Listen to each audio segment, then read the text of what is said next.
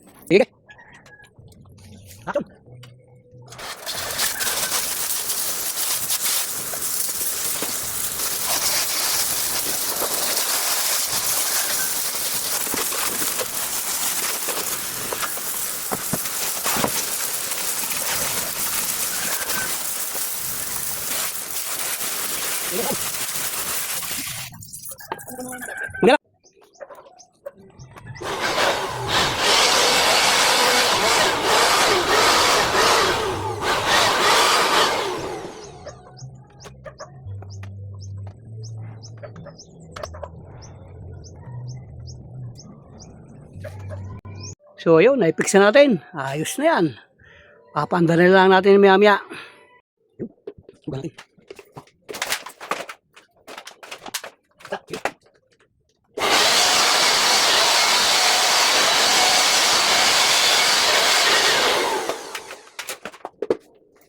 So ayun, oh, nakumpleto na rin natin. Ang pinakamaganda niyan, kailangan i-testing muna natin para makita. So ayun na. Umandar na siya. Okay. Okay din sa alright na yan.